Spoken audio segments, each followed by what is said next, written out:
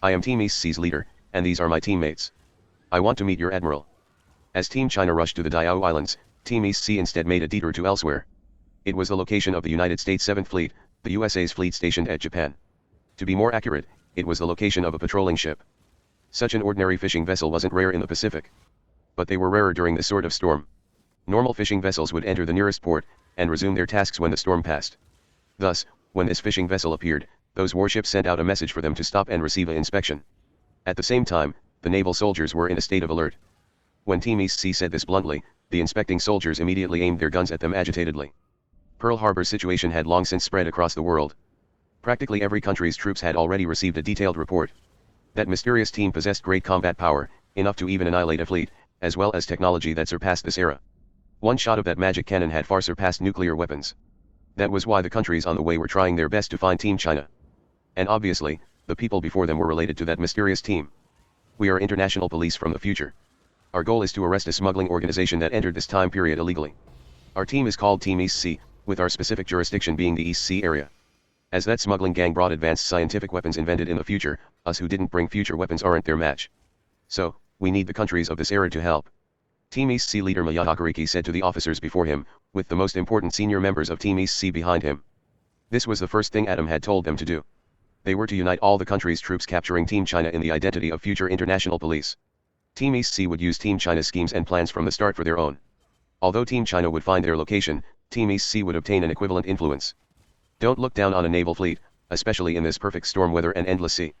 Particularly in a situation when God had restricted flying equipment, modern warships' anti-ship missiles were enough to kill several of Team China's members.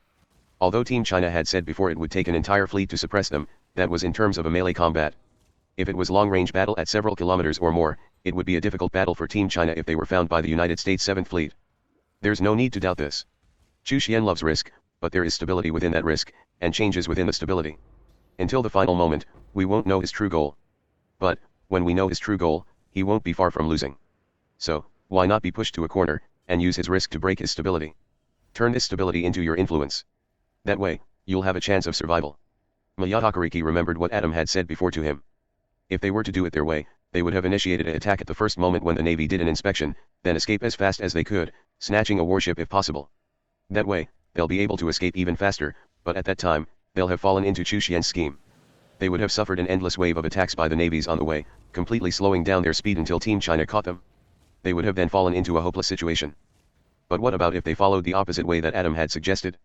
Indeed, they had a high chance of occupying the height of influence. But at the same time they no longer had a way to retreat, and had to fight to the bitter end with Team China. When he thought of this, Miyatakariki looked at the kimono girl beside him. The girl was currently deep in thought, frowning and her head bowed, as if there was some impossibly hard question waiting for her. Not discussing the expressions of the Team East Sea members for now, the officers before them were dumbfounded. After a long time, a Navy admiral in his 50s or 60s finally asked, "What evidence do you have?" Miyatakariki didn't hesitate. He took out a metal box from his chest area. As transporting technological items will cause a heavy disturbance in space-time, they have always been restricted. This item is something we need to complete our mission. It can display all the living things within 10 kilometers through thermal and present them on a 3D image. You all can test it out. It's no problem if you research its technologies and mechanism before the smuggling group appears. However, please return it to us before the battle. In truth, this was just a small item. Its radius was far from 10 kilometers and it had limited electricity. Although its price for exchange from God wasn't expensive, it was a waste for teams with Psyche Force users. However, they didn't say this out loud. They also made a show of this being very important, so that they could lower the guard of the officers before them. As expected, the officers gingerly received that metal box. The admiral in the lead extended his hand and pressed a button. A blue and red map appeared on top of the box. The blue diagram outlined the shape of the warship, while the red diagram represented the personnel moving about on board. The model looked marvelous and this item was at least unconstructible with the current level of technology. Too many types of science were involved within, like the biothermal scanning and scaling down of components that let such a small box accomplish the scan. Any person with slight general knowledge would feel shocked. The officers had been rather unconcerned at first, and even thought this group were likely lunatics or liars. They may even be children of businessmen or high-ranking government officials who came here to role-play out of boredom. Although playing around like this in such a perfect storm was a little too stupid, but anyhow they didn't care very much. It was only when Team East Sea took out this object that they knew that these people didn't have an ordinary background.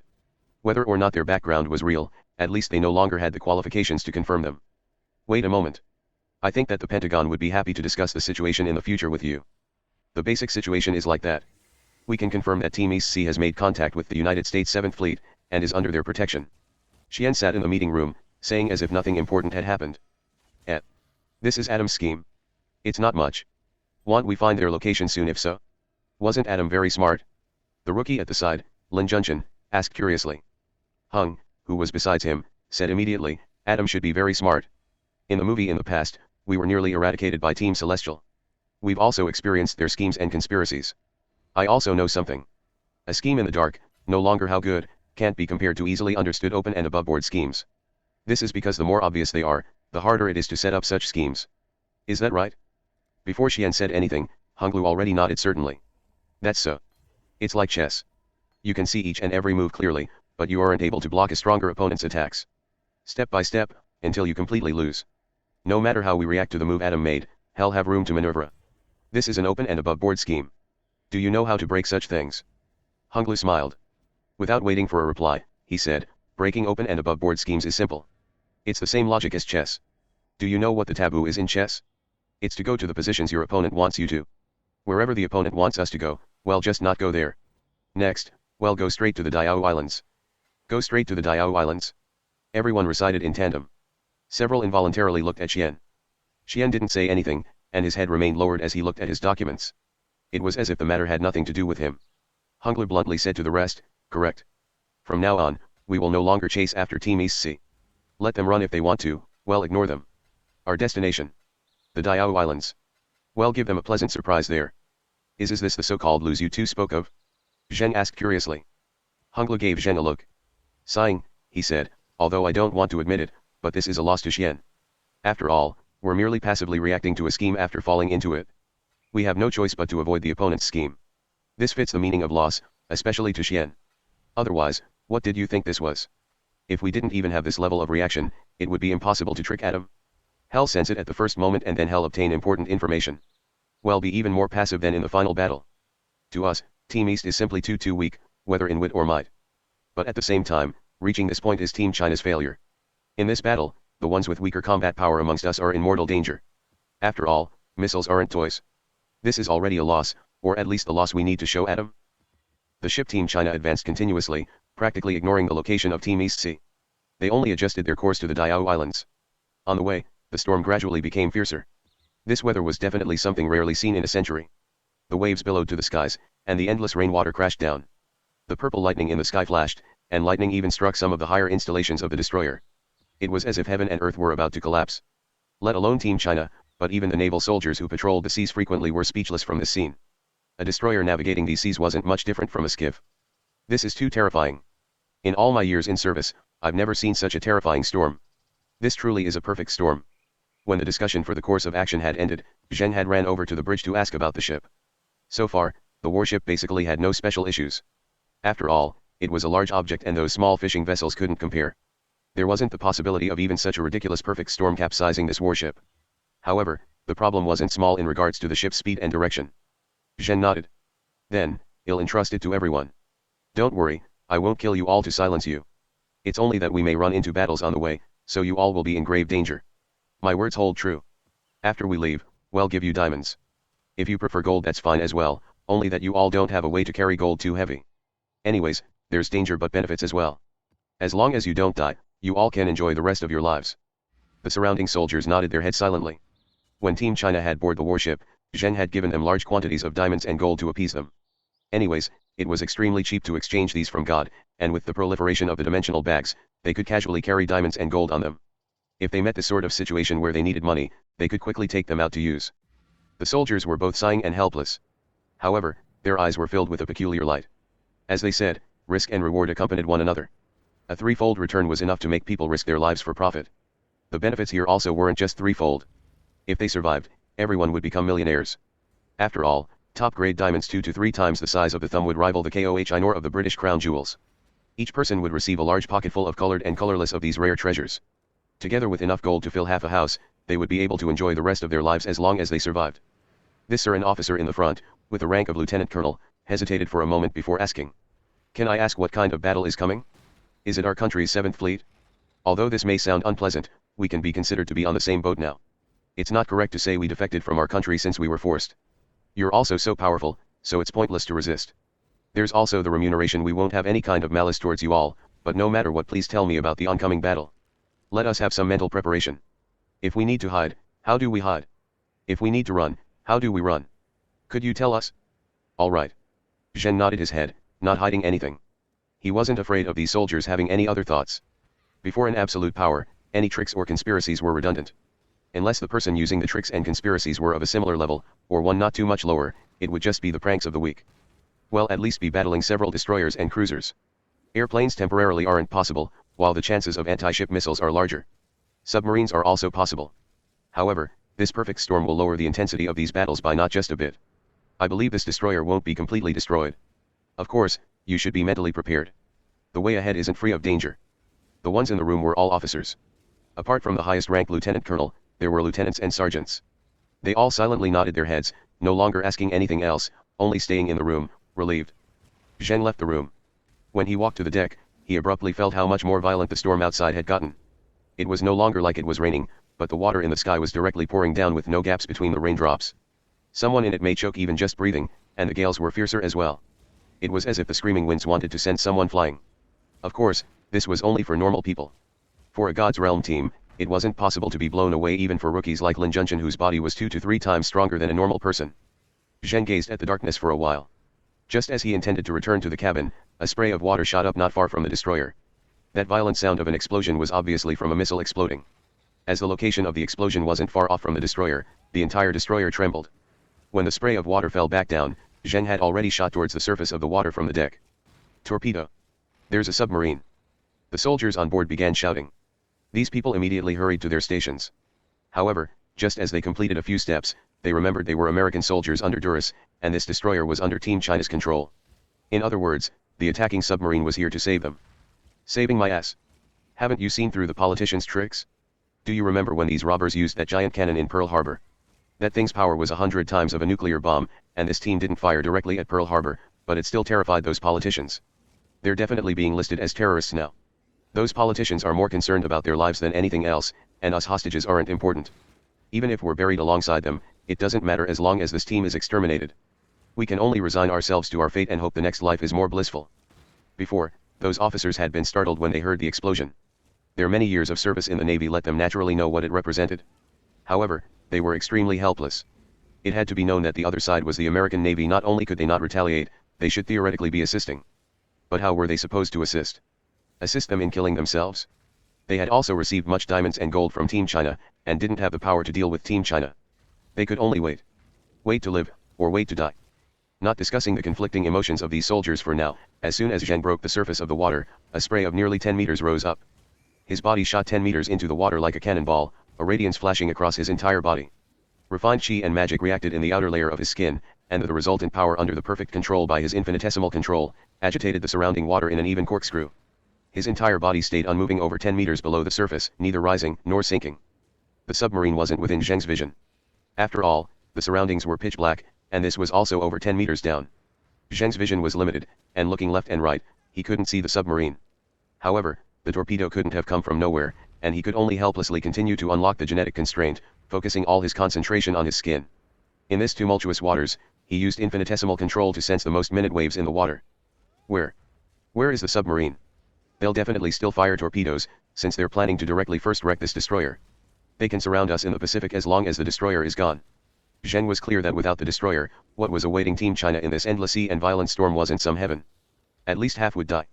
So, he could never let the torpedo strike the destroyer. It's here. Over there. Zheng shut his eyes and floated in the water. Countless minute vortexes were placed on his body by his power. It formed an equilibrium that let him maintain the state, until a minute wave was transmitted from far off. Zheng's eyes abruptly opened. A radiance flashed on his back, and an enormous force pushed him forwards to welcome that torpedo. At the same time, Tiger's soul appeared on his right hand. He didn't make any visible action, and directly collided into the torpedo. A saber brushed down. He merely used infused refined chi into Tiger's soul. Magic harmed both others and oneself, so it was best to use it as little as possible normally. A crimson as blood light blade enveloped the torpedo. With a violent boom, the entire torpedo exploded, but as if it had substance, the light blade ripped through the explosion and suppressed it within itself. The refined chi and magic outside of Zheng's body reacted once again, and the brilliance flashed. The power blocked the incoming shockwave. Zheng actually directly pierced through the explosion, pouncing on the submarine. Although Zheng was moving underwater, his speed was still fast under the influence of refined chi and magic. In the blink of an eye, as if he was a cannonball, Zheng chopped out at the hull of the submarine with a violent boom. He didn't show any mercy this time, and magic was infused into Tiger Soul's all-out attack. An over 10 meters large section of the submarine completely vanished. The scope of the disappearance was still expanding, until the submarine disappeared. Zheng had already broken the surface of the water again and was floating in the sky by now. One more day and night and one more fleet and Team Xian, Honglu, I hope you two are right this time. A battle like this may really have casualties. The submarine has been destroyed. The time from when the submarine discovered the destroyer till it fired the second torpedo didn't exceed 3 minutes. This smuggler team really is strong. Far away, at the location of Team East Sea and the United States 7th Fleet, the fleet commander and several important members of Team East Sea were in the midst of discussion. Team East Sea hadn't done anything against the various countries, and had taken out technology worthy of being said to be from the future. So, for America, who was gathering all the forces it could to face the great enemy that lay before them, Team China, it didn't matter whether or not Team East Sea really was from the future. They had to stop Team China before they reached land. Of course, Team East Sea didn't really want to go to land, only that America wasn't aware of it. Team East Sea's members had ugly expressions. As members of God's realm, they knew about certain limitations of God's realm teams. To attack and destroy a submarine hidden in the sea, especially in such a short time, was extremely terrifying whether this power was scientific or personal. If it was scientific, it was still fine. After all, God had a countless number of exchanges. Certain technologies would be able to destroy the submarine within a short period of time. If it was personal power though. Mayatakarika's face was slightly pale. However, he was still someone who had received the baptism of God's realm, and his emotions gradually settled down after a few moments. He then said to the officer, correct. Not only are they space-time smugglers, they're also from a terrorist organization destroyed in the future. After we wiped out their headquarters on that side, the remainder used all their energy transferring to this time period. That's why they're carrying so many heavy weapons. They plan to establish their organization in this world again. If they escape this time, the world shall be thrown into chaos. The admiral-ranked officer brows made a small jump. He said a few sentences to the field officer besides him, and the field officer then ran out of the room. He then turned to everyone present. Ladies and gentlemen. Any suggestions? After all, you are the experts in this domain. No. We didn't bring heavy weaponry that can rival them after all, so we can only rely on your power and our team's infiltration abilities. Now, you'll have to request your fleet to keep chasing on after Team China, and keep attacking them, depleting their weapon reserves. All heavy weapons have energy limitations. I believe they shouldn't have many uses left. The admiral's brows jumped again. He had remembered this piece of information. Rather than these future police squad or those terrorists, the higher-ups had been more concerned regarding those heavy weapons. When he heard those weapons needed energy to maintain, his heart relaxed slightly. However, he immediately tensed up. After all, who knew how many warships it'll take to use up the remaining energy? Team China is truly strong. After leaving the meeting room, a skinny and tall man suddenly sighed. Finishing a submarine within a few minutes with their warship seemingly unscathed. What terrifying combat power. It's not just their power that's terrifying. The kimono-wearing girl interjected. Their intelligence is frightening as well, honestly. The first step of Adam's plan was already very useful. As we transitioned from the shadows to the light, we also obtained a large degree of influence. It can be said that now that we occupy the position of an open and above-board scheme, we can just wait for an exhausted enemy to attack us no matter how Team China comes at us. However, Team China immediately changed their strategy. They simply ignored us and head straight to the Senkaku Islands. The people around her sighed, their curiosity roused. Mayatakariki was even more direct, asking, what do you mean? Didn't Adam give us the instructions for the next step? He even predicted this move of Team China. I don't find Team China particularly impressive in any way. You don't understand. The kimono girl was smiling bitterly as she shook her head. She muttered, an open and above-board scheme's good point is being out in the light.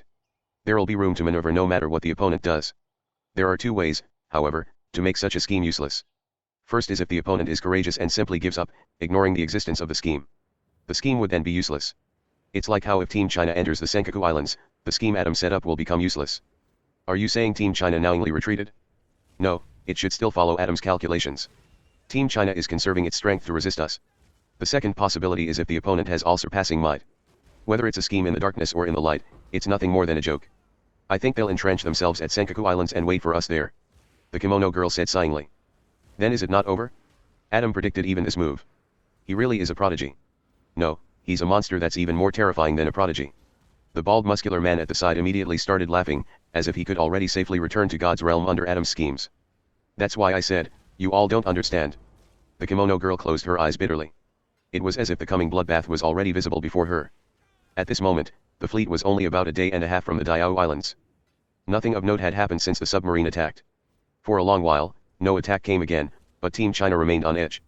After all, this was the middle of the ocean and God had restricted personal flying equipment, in addition to this ridiculous perfect storm. When the destroyer was decimated, Team China wouldn't be in a pleasant situation. Xian, is there a way to be forewarned about the submarine surprise attacks? If this goes on, we'll be utterly exhausted before we begin the battle. After the submarine's attack, Team China could only helplessly begin to split up to patrol. Every squad patrolled for 2 hours, for a total of 4 squads. They would take turns to go to the deck, and spend 2 hours with their attention fully concentrated.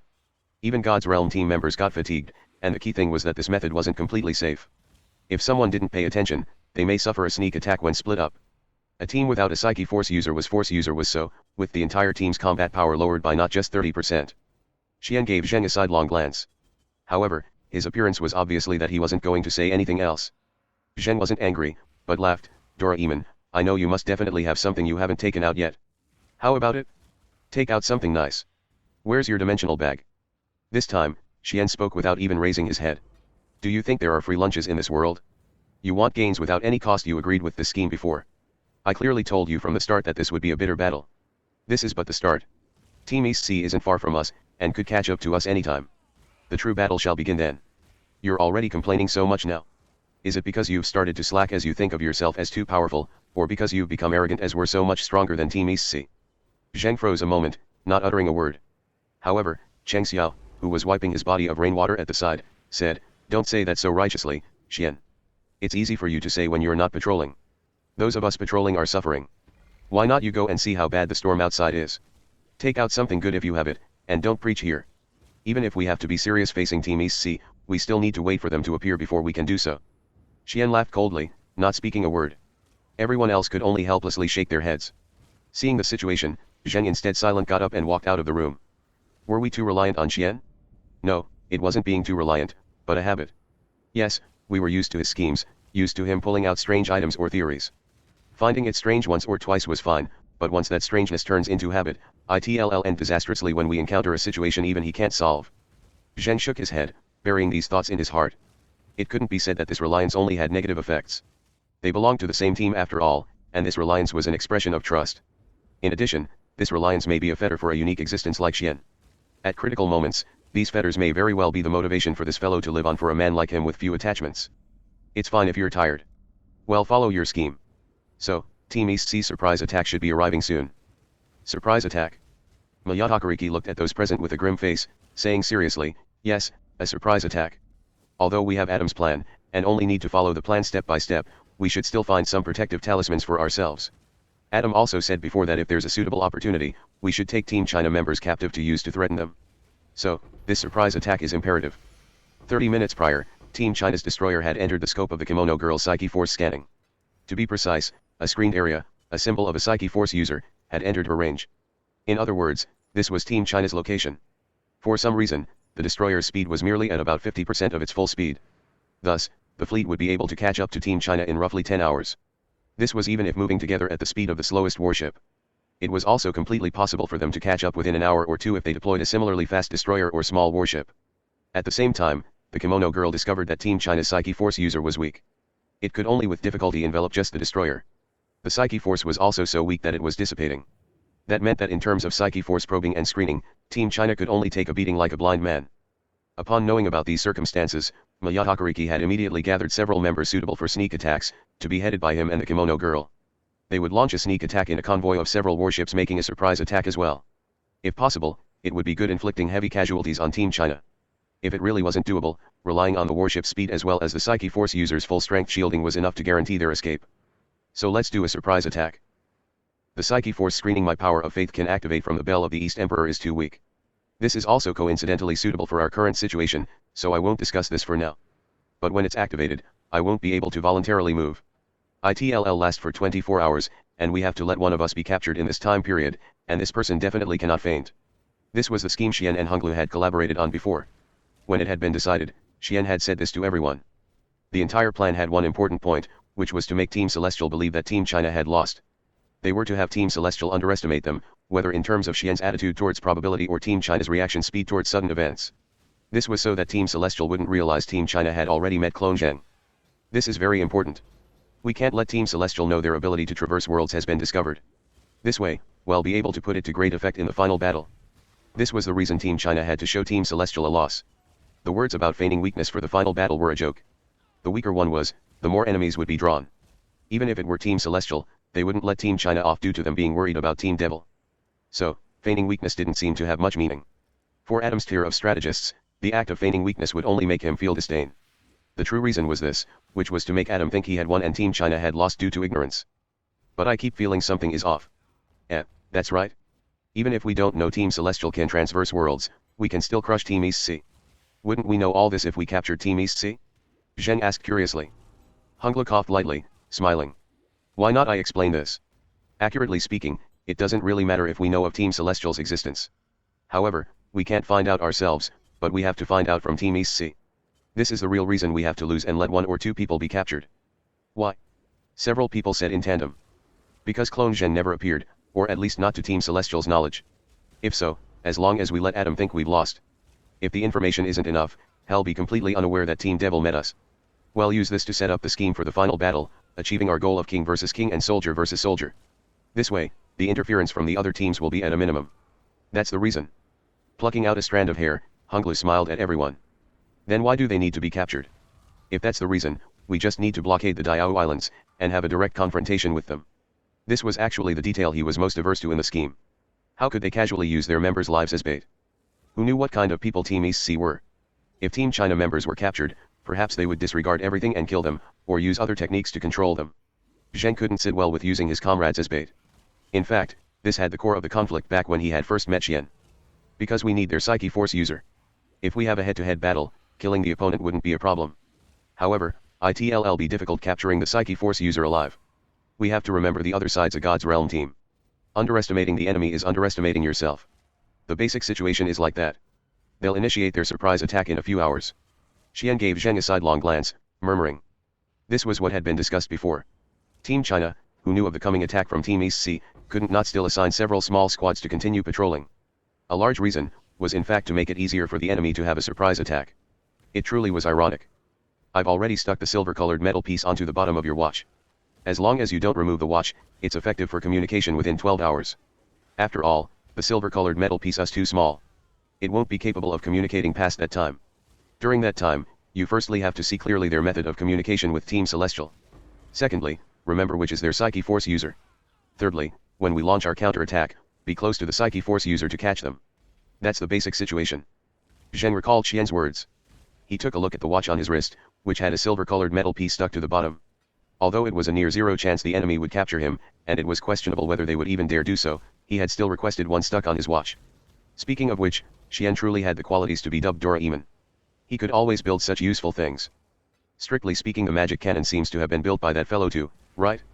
Ignoring Zheng's random thoughts for now, in the sea far from the destroyer, several assault ships were sailing over at high speeds. 5 members of Team East C were on board to participate in this surprise attack. Apart from team leader Mayatakariki and the Psyche Force user Kimono Girl, there was a slender and tall man, a cross-dressing old man in his 50s, and that bald muscular man with eyes filled with licentiousness, standing on the deck. So, how is it, Saraoi? Has there been any changes on Team China's end? Mayatakariki asked. The Kimono Girl, Saraoi, shook her head. Nothing much changed. The Psyche Force screening is still weak as before. Their Psyche Force user is either weak, has some mortal wound, or... Mayatakariki gave a bitter smile and continued her words. Or they're waiting in a trap for us. I know what you mean. This surprise attack is indeed risky, but before this, we didn't even have an opportunity to take a risk. We found this opportunity with great difficulty, so it's not up to us if we want to take it. How could us Team East C rival those yellow monkeys of Team China? I was completely clear long ago on this. As a fighter, I naturally wished to have an honorable duel with my opponent. But, do you know why I accepted Adam's suggestions and scheme? It's because I am Team East C's leader and I am responsible for all of you. If there's a sliver of chance, I won't leave you all to fate's decision. It should be decided by your own actions. We can't not initiate a surprise attack, or else what chip will we have to negotiate with Team China? Saraoi froze momentarily. She asked hurriedly, Leader, you mean that? Yes. We have to capture one of them no matter what this time. He'll give up on fighting to the death with them, and only hope to negotiate a settlement. We just need to safely leave this movie world. I'm not foolish enough to trust another team's leader, even one of the same alliance. I only believe in my own teammates. Don't worry, I will never abandon you all. Eyes shut, Mayatakariki spoke seriously. One of his hands grasped his katana tightly. His feelings were obviously agitated, seeing as how his fingers were turning white from holding it so tightly. From his side, Sarawi gave him an affectionate look. Her eyes then recovered normalcy, saying, then we'll discuss the surprise attack first. Everyone, first of all, the other side Psyche Force user's showing is very weak. Not discussing whether or not it's a trap, well take it as him being weak since we want to attack. It's not difficult breaking through this level of Psyche Force screening, but it'll only last for a short time and the other side will notice. So, I don't intend to break through it. On the other hand, since the other side is so weak, we have another way to sneak in, we can merge into the Psyche Force screen, our existence completely unnoticed by them. Really? Psyche Force users have such techniques? The muscular baldy at the side asked hurriedly. However, his eyes kept staring at Sarawi's chest as he spoke, as if those licentious eyes wanted to see through her kimono. Sarawi turned her upper body slightly unnaturally, then said, it naturally won't be possible in normal circumstances, but it can be accomplished if your Psyche Force is much stronger than the other side. It just can't be maintained for long, and you're not invisible. Well, still be discovered if we're seen, heard, or noticed by any other methods. So, the chance of this surprise attack failing remains high. Mayatakariki sighed. No matter what, we can't lose against those yellow monkeys. Kamimiya Tonomoto, how's your Shikigami coming along? The cross-dressing old man shook his head. The protoghost has been completely nurtured, but the Neoast is still far from. It's enough. The protoghost you nurtured was the swift wind-side ghost, right? Mayatakariki asked. The old man nodded, and Mayatakariki continued, then he'll had the responsibility of fleeing quickly to you. Please bring all our comrades, even if you have to sacrifice the protoghost. It'll be the final battle after we return. Our team will definitely gather enough points and rank rewards to nurture your protoghost and Neoast. Comrades, I won't abandon any of my companions. So, let's live on. Together. True, letting the enemy capture a person or two was the strategy decided, but... Zheng said softly, but if they're too weak, killing off a few here as a deterrence would also work as a way to protect our members. Besides, I didn't say before whether or not to hold back. Well, let one or two run away at the critical moment. The rest don't need to leave, and can stay here. You feel very resentful because of Xian and Honglu's annoying plan, right? Cheng Xiao laughed at the side. Zheng didn't reply, merely taking out Tiger's soul, shaking it. Seeing that resentful look of his, it was obvious that Cheng Xiao's words had hit the nail on the head. This movie world wasn't his stage, but that of the three team strategists competing. Whether it was him, the other members of Team China, or even Team East C and his clone, they were but chess pieces for the strategists' battle. If it was just this it wouldn't matter, but... Xian just had to set up such an annoying scheme. We have might but we can't not retreat, and have to watch Team East C hit at us, and even let them capture our members. It's really he couldn't help but grouse. Although it was done softly, Cheng Xiao besides him could still hear it. Cheng Xiao chuckled, about to say something. However, Zheng raised a hand, stopping him. They're here. Cheng Xiao had originally been all smiles. It didn't change even after hearing that smile still remaining. He stood behind Zheng, the two staring out at sea as if nothing had happened. Zheng, they're here so fast. Cheng Xiao's Nanto Suchoken was a fist art that primarily manipulated the wind to kill the enemy. However, he had a knack for sensing the wind flow. So, although his Bodis quality was far inferior to Zheng, he wasn't much worse than the Zheng when it came to determining someone's location through listening to the wind. Zheng slightly nodded his head, not saying anything. He kept Tiger's soul, his back facing the direction Team East C was attacking from. He silently stood within that storm. Team East C's warships weren't far from the destroyer. Of course, it still wouldn't be visible with the naked eye. After all, this storm was the best cover. It was amazing for a normal person to even see out 100 meters, unless they were a God's Realm team member. Well, do it here. These warships aren't able to enter the stage of a battle between God's Realm teams. Letting them attack will instead end up with them being annihilated by Team China. We still need to rely on them to go back, so we can't let these warships attack. Saro looked at Mayatakariki careful look, then hurriedly turned away. And, we're not making a surprise attack, but a sneak attack. We have be careful in the middle ground of these two, as we're far inferior to Team China. Whether in a direct confrontation or attacking them suddenly, even half of their team's power will be enough to kill the 5 of us as long as Team China recovers from their surprise. So, we can only sneak attack, and not barge in. Well, leave the warships here, and only well go. The muscular baldy laughed coldly. That's easy to say. Without the coordination of these warships, we'll face a bitter battle as soon as we're discovered. We won't even be able to escape. Has your mind gone rusty? These warships were originally sent as consumables to cover us. Not even mentioning you, even the fleet commander is clear on this. Why do you think so many fast warships were deployed? Or are you a spy of those yellow monkeys? That'll explain why you've been so kind to those yellow pigs. Sarawi's face suddenly turned green and white, and she hurriedly looked at Mayatakariki. However, she saw him looking comfortingly at her. Her heart relaxed, but she immediately turned enraged. The target of her anger was naturally that muscular baldy with no brain-to-mouth filter. I'll let it pass for all those times normally when you peek at me, although that gaze of yours is both disgusting and filthy. However, you can't speak such nonsense about me. Saraoi's pupils gradually turned from black to silver. Her entire eyes seemed to shine with white light, with unspeakable ferociousness. The muscular Baldy still retained that unconcerned look of his, perhaps believing that his team leader would stop Saraoi. However, who expected that by the time Saraoi's eyes turned completely white, Miyatakariki wouldn't utter a single word. The Baldy could no longer remain silent, and cold sweat began to flow. I'm just taking it at face value. I also didn't say you're definitely one of those yellow pigs, but only that your performance has constantly been disappointing. Why do you keep calling those yellow pigs Chinese? The Baldy's mouth went weak, but he still obstinately spoke. Saraoi didn't say anything. She grit her teeth and looked coldly at the Baldy. Gradually, a spatial distortion appeared between them. It was as if light couldn't pass through freely.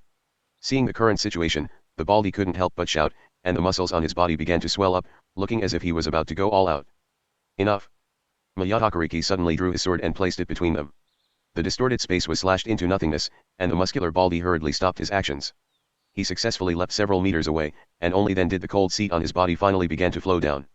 Saraoi's eyes also returned to normal, only that it was tearing up, and she looked at Miyatakariki with an aggrieved expression. Miyatakariki coughed unnaturally.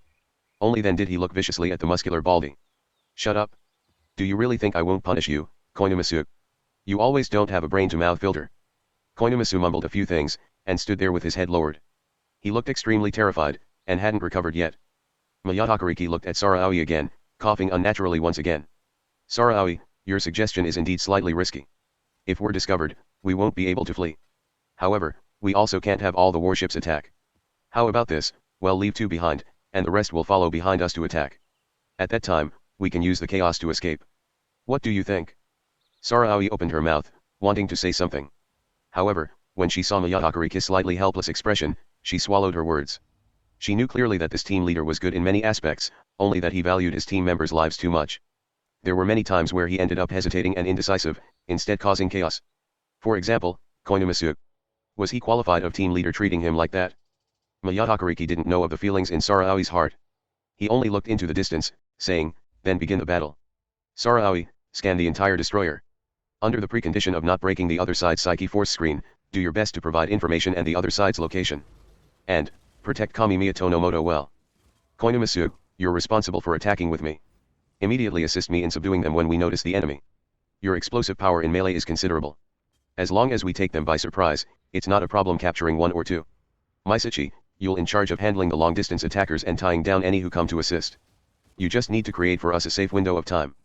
Miyatakariki looked at that slender and tall man, Maisuchi. Maisuchi nodded, showing his agreement. When everything had been assigned, Miyatakariki exhaled a breath, then turned to the old man beside him. Kami Tonomoto, he'll have to trouble you. Let's begin. The old man nodded, and then his hand seemed to draw something in front of him. His mouth also began to recite something, and following the strokes his hand drew, a dark surface 5 square meters in size appeared before him, liquid seemed to be swirling within the black surface, and a giant claw abruptly extended out. An entirely pitch-black giant monster, both like and unlike a bird, rose out of the black surface. It looked like an eagle, only that it was 4 to 5 meters in length, reaching 10 if its wings were to be expanded. It was ferocious and horrifying, scaring people as if it were a ghost. Let's go. Miyatakariki jumped onto the giant eagle first, before the rest followed. Only Saraoi stayed at her original position, looking worriedly at Miyatakariki. Miyatakariki turned back and said, he'll leave it all to you. Let the remaining warships attack the Team China's destroyer, and protect Kami Tonomoto. He's not comparable to us, and has no combat power apart from the Proto-Ghost. Finished speaking, he turned away. With a whoosh of the giant eagle's wings, a sound like that of metal clanging, the giant eagle had already charged over 10 meters into the sky in the next second, speeding into the distance like a gale.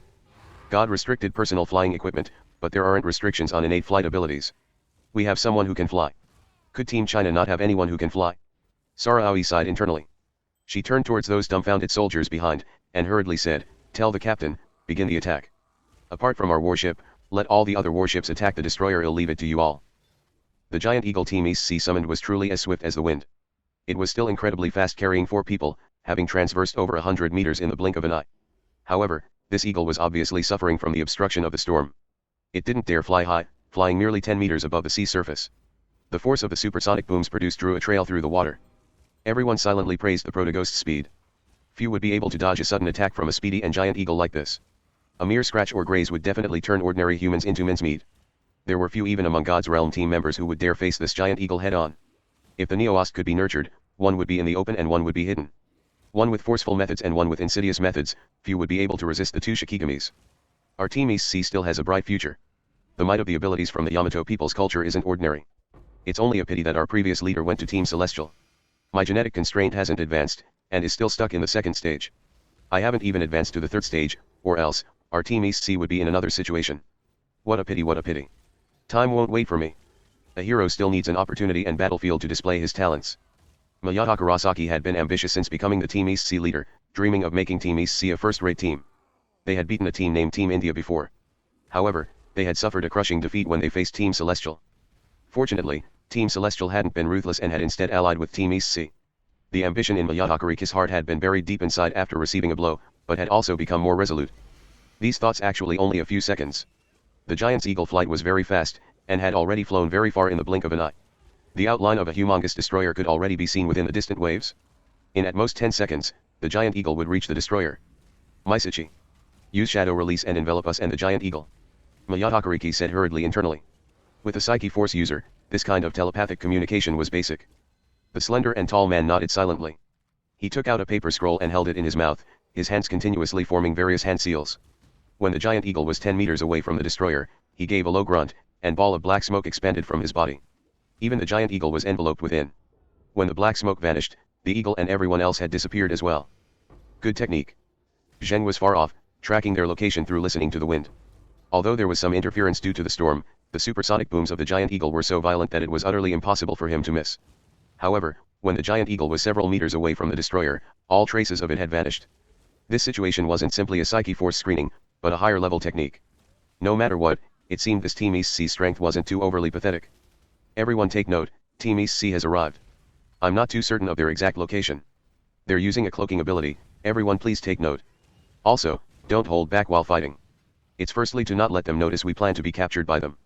Secondly, it's easy to be accidentally injured if you hold back. Kill if you can. Surrender if you can't win. Xian, take care to the rookies. Finished speaking, Zheng's body leapt up several meters from the deck, his wings flapping non-stop. His entire body floated in mid-air, then charged over to the location Team East C had vanished from. On the other side of the destroyer, Team China's members looked around. As they had split up before, some of the squads were waiting with the rest of the members. After everyone heard Zheng's notification, everyone heightened their awareness. They would attack when Team East C appeared. It was only that Team East C's techniques weren't ordinary. It was truly impressive for them to so completely eliminate traces of themselves. Zheng had the same thoughts. As God's exchangeable abilities were simply too many, even with a leader's authority for convenient searching, a person's limited mind couldn't thoroughly remember all the exchangeable abilities, items, and enhancements. So, a large amount of exchanges were those you were already familiar with, or those unique to your race. This way, the teams all had their own individualities based on their locations and races. East C, could it be the people of Japan or Korea? If so, was that vanishing ability ninjutsu? If it is ninjutsu, it'll truly be suitable for sneak attacks. Zheng stood above the highest point of the destroyer. As long as any sound or shout came from the destroyer, he would be able to go over for support anytime. Although the general strategy decided upon just now was to temporarily let off Team East C, they couldn't let them be too unbridled. They had to at least give them some large pressure and let them know that Team China members were not to be killed. Otherwise, those captured might suffer or may have difficulty keeping their lives. Correct. I approve of your thinking. Hunglo's voice was transmitted through the metal piece. Based on the current situation, Team East C sneak attack is mostly to obtain some form of equality. At least, they hope to have an opportunity to negotiate as equals. Otherwise, the sneak attack would suddenly become a surprise attack.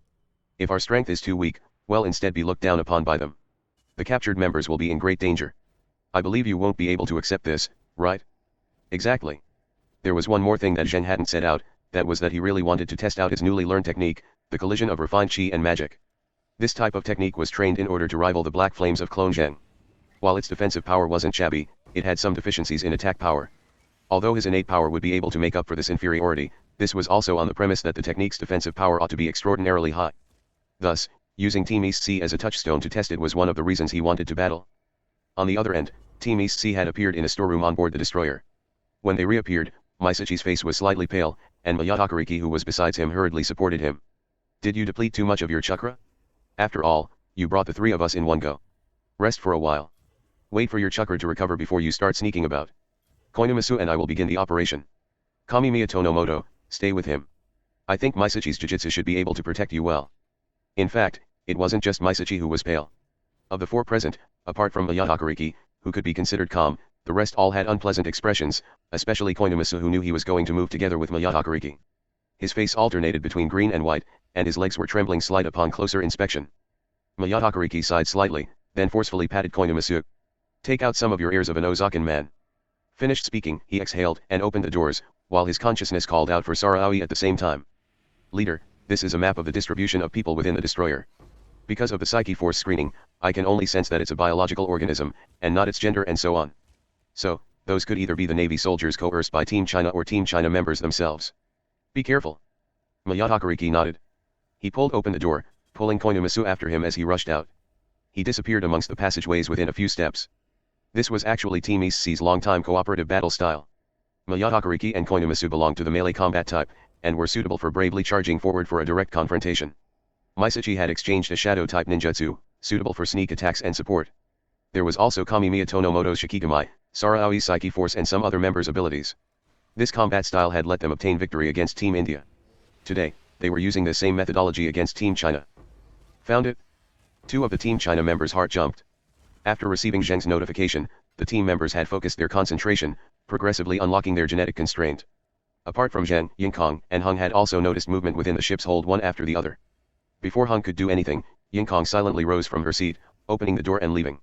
Seeing one of her hands holding the air, it was most likely her Excalibur. At the same moment, Zheng descended from the sky. He directly shot into the ship's hold, then ran over to Team East C's location. Together with Yingkong, who was coming up from below, these two would trap Team East C in the center. They quickly ran over to Team East C's direction of movement. Mayatakariki and Koinomasu had the Psyche Force scanning map in their heads. When they saw two people approaching, one coming up and one coming down, Koinomasu immediately turned flustered. Mayatakariki, however, calmly said, "Don't be flustered. There's only two of them, one coming up and one coming down. It may not even be Team China who discovered us. All right then, well, do it like this. Well, attack the one below coming up. That person is closer, and after attacking him or her we can proceed downwards to search. Masachi, go and search those rooms with a lot of people congregated. You can sneak in without a trace with your ninjutsu. Inform us if you see any non-Navy soldiers. If it's someone very weak, or that injured Psyche Force user, then capture them. Well, immediately leave after." As his words finished, Mayatakariki pulled Koinomasu along as he charged towards Yingkong's direction. The two parties were only separated by 2 corridors. Overall, the initiative lay with Team East C in this engagement. After all, they had a Psyche Force user, and they at least wouldn't be ambushed while moving. They also had mental and physical preparation before combat. In such a battle, if there wasn't too much of a disparity in strength, the side without a Psyche Force user would almost surely lose, especially when it was a 2-on-1. However, this was if there wasn't too much of a disparity in power. Yingkong's walking speed wasn't too fast. She looked incomparably relaxed, going at a trot and her hands making the posture of holding a sword. When the distance between Team East C and her was 1 corridor, she suddenly waved her hands, and the invisible heavy sword in her hand slashed towards the side of the corridor. There was a soft tearing sound. The transparent heavy sword ripped through metal like it was paper, a horizontal slash actually cleaving apart the walls of the passageway. It directly crossed the wall, chopping towards the two outside the passageway. Before Koinomasu could respond, Mayatakarik's expression abruptly changed greatly. He suddenly pushed Koinomasu down, while his unsheathed his katana, moving it upwards. The sound of metal colliding rang out and the katana nearly shattered. However, the force still sent him and Koinomasu sliding several meters back, only stopping after they slammed into the wall. So strong. Mayatakariki jumped up from the ground. He grasped his katana tightly, reciting something under his breath. Then, he anxiously said mentally, "Koinomasu. Transform quickly. This is an extremely powerful person. This is the moment our life and death will be decided." As his words fell, the delicate figure of a girl emerged from the side of the passageway. Her footsteps were light, her hands seemingly weaponless. However, her hands grasped the air, seeming to be holding some kind of special weapon. She didn't look particularly intimidating. Koinomasu had originally been anxious, but he immediately jumped up from the ground upon seeing the current situation. "Kariki, this is the so strong you spoke of? What a joke." Fool Mayatakariki didn't even dare look at Koinomasu. He merely mumbled, "Her killing intent are like vast waves, and it's the first time I've seen one so dense. Can you not sense a single thing?" Obviously, Koinomasu indeed couldn't sense it. The disparity was so utterly vast that he couldn't even sense Yingkong's level of strength. However, he could still be considered to be obedient to Mayatakarik's words. He howled when he heard the order, the muscles all over his body swelling up as if they were alive, until his entire self swelled up by 50%, actually reaching 2 meters in height. He looked like a small giant. Ha! The muscles on Koinomasu's body had finished swelling up. He pounced on Yingkong with a roar. Yingkong wasn't flustered, charging forward to welcome the two. She raised Excalibur aloft, chopping downwards. She easily cut the muscles on Koinomasu's body. Unexpectedly, the heavy sword only dug 3/10 into his muscles. The muscles were as tough as steel, and Koinosuke closed in the instant he was injured. The heavy sword was stuck in place, and Koinosuke had already crashed into her with a howl. Koinosuke's enhancement should be similar to that man from Team India in the past, or even the same. The Ying Kong then wouldn't necessarily have been able to dodge this level of attack, and would have suffered some light injuries even if she had dodged. However, she had still entered God's realm for a long time after all. Her strength had risen by a large amount, especially with the resurgence of her main personality.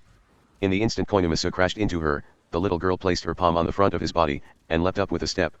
She passed over his head like he was a wall and jumped behind him. In the same moment she passed over, her two legs went in opposite directions and hooked his throat. It seemed that she wanted to use the momentum from passing over to snap his neck. However, it wasn't just Koinosuke present. Mayatakariki followed after hot on his heels. He wordlessly used the katana in his hand to slash as Ying Kong's neck like lightning. The strike was completely traceless, and as Mayatakarik's sword's arts had already reached a certain standard, even Ying Kong had to abandon the attack on Koinosuke. She could only raise Excalibur to forcibly block this strike.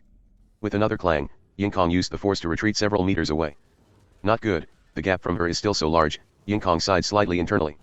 If it had been her main personality just now, Koinosuke would surely have become a corpse lying there with its head snapped. The difference in strength was so large, the disparity remaining as wide as before even with her great improvements. Again. Ying Kong shouted lovably. She charged forward once more, holding Excalibur. The first to be attacked was Koinosuke. The Baldy had been frightened just now and was sweating buckets. His neck had been wrenched slightly, and was still secretly very painful. When Ying Kong charged forward again, his right fist shot out with a loud howl. It came crashing towards Ying Kong with enormous force, but just as the fist shot out halfway, Ying Kong unexpectedly didn't use her word to slash at him, but instead used her hands to grab his wrist. She went along with his momentum and jerked backwards, and the wrist was directed downwards. Koinosuke immediately howled miserably and subconsciously kicked at Ying Kong. However, it let her push against it with a palm, allowing her to narrowly avoid an incoming slash. It was a close call, with the katana practically brushing against her hair as it passed. Only when she had retreated several meters did her hair slowly drift down. This time, even Ying Kong was breaking out in cold sweat. It's too difficult. The other mess strength has gone through an unknown amount of tempering, and has the fourth stage infinitesimal control to help. Only then can she handle difficult battles with ease and be peerless in close combat. My strength is still too inferior compared to her in the end, Ying Kong complained internally. She still had a stubborn disposition and wasn't the kind to give up. She shouted lovable again. Finished speaking, she charged at the two again. Looking at her, it was as if she felt she had suffered some grievances. However, the two before her were quaking with terror. In actuality, her mentality wasn't much different from Zheng's. She was using the two to test her techniques. Masuke. Go all out. This girl is incredibly skilled. We'll die sooner or later if she holds us up here. Mayatakariki shouted mentally at Koinosuke. At the same time, he made a backhand cut on his arm. He then unexpectedly began using his blood to rub all over his body. The odd runes all over his skin and face began to gradually emit a black light when the blood was rubbed over, and Mayatakarik's entire body was shrouded within a layer of faint black light within a moment. Team China's competent. The two of us fighting you is already a betrayal of the warrior code. If we weren't in a God's Realm team, I would have faced you fair and square. My enhancement is the Ghost Knight, one who borrows the strength of ghosts and demons to achieve power. My companions is the younger Togoro's 90% muscle mass enhancement. We bear the shame of fighting 2-on-1, and the burden of the lives of all the members of Team East Sea. We need to capture you this day. Ghost slash. Zheng descended from the deck to the ship's hold. As he ran over, he intended to pincer attack Team East Sea together with Ying Kong. His ears suddenly caught the sound of gunshots from not far off. He was intimately familiar with these gunshots. They were the gunshots of Gauze pistols, and his heart instantly jumped. His foot stepped down and he rushed over to Xian's room. Not only was the Bell of the East Emperor controlling Xian there, so were the sleeping members and rookies. If they were captured, it would be difficult for them to extricate themselves. After running through several passageways, Zheng directly barged into the room. He was prepared to enter a battle with a stranger, only to see everyone sitting there safe and sound. There was only the addition of a corpse of a slender and tall man with an astonished expression lying there. His body was punctured with dozens of needle-sized holes, marks of being struck by the Gauze pistol. Xian. Didn't you say you can't move? You couldn't even go patrol, so how could you kill this Team East Sea member? Don't tell me you tricked me again. Zheng couldn't help but ask, after rushing over anxiously only to see a corpse. Yes, I can't move about. But moving my hands aren't very difficult. Xian didn't even lift his head, muttering as he read his documents. Before Zheng could say anything, he heard a violent boom from a distance. The entire destroyer even trembled, then several more booms resounded. Zheng couldn't say anything in time, and brilliance abruptly shone around his body. He borrowed this force to speed towards the place the booms came from. Zheng's speed was incredible, and he had crossed several passageways in the blink of an eye. Footprints were left behind in his wake, and the passageway the booms had come from had caved in by the time he reached. A current of warm air rushed towards him, and much metal had already melted. However, there wasn't a soul left in the passageway. Zheng didn't hesitate to turn and leave for the ship's hold. This back and forth didn't even take 10 seconds. When he rushed there, he saw 3 men and the unconscious Yingkong. They were currently riding on a giant eagle of length 10 meter with its wings extended. The giant eagle extended its wings and brought the 4 flying away with an unordinary speed. Zheng Sara could naturally catch up to the 3. However, when he saw that Yingkong wasn't hurt, merely unconscious, he finally slowed down and came to a halt on the deck. The 3 looked back, with a muscular Baldy especially laughing hard. His hand grabbed Yingkong's neck and lifted her up. Want to die? Zheng's eyes turned grim. He howled, a sound that the 3 naturally caught. They saw Zheng pull the railing next to him over, and snap off a metal rod. Without making any stance, he simply exerted force and threw it at the 3. Before the 3 could recover from their shock, the metal rod had already embedded itself in the arm the muscular Baldy was using to hold Yingkong. The force directly ripped his arm off, and the giant eagle was already several hundred meters away from the destroyer at this point. Gradually, the 3 and the giant eagle disappeared into the endless night.